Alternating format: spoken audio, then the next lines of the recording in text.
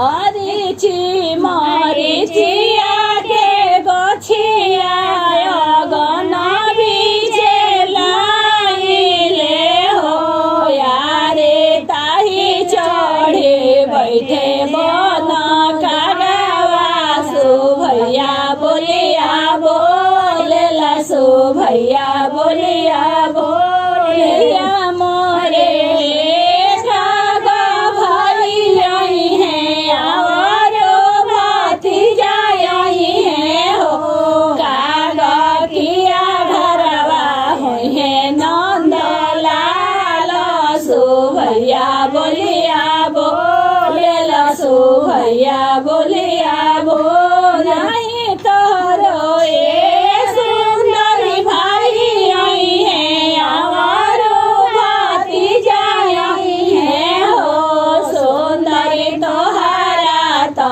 हुई है नंदलाल सो भैया बोलिया बोले सो भैया बोलिया जाऊँ मोरे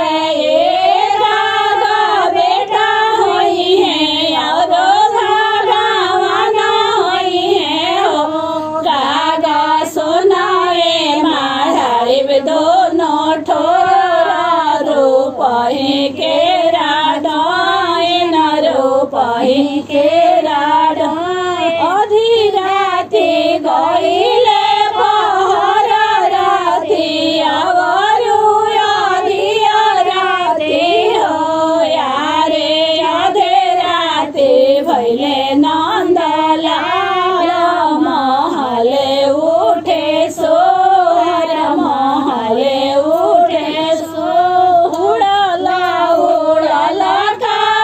कागले छपर चढ़ी बैठेले हो सुंदरी सोनारे माढ़ाव दोनों ठोर रूपही के राडाए न रूपही के राडाए कागवा के मोर बोले से चलाई और बसेरी चलाई हो काग राम दिहले हलिहाने तारा बोलिया में काबा तारा बोलिया में काबा।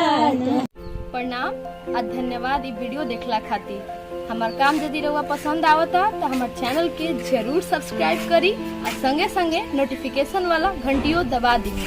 हमार चैनल पर भोजपुरी लोकगीतन के सुनी आ आनंद ली। हम रोज एगो वीडियो के संगे हाजिर बनी। धन्यवाद।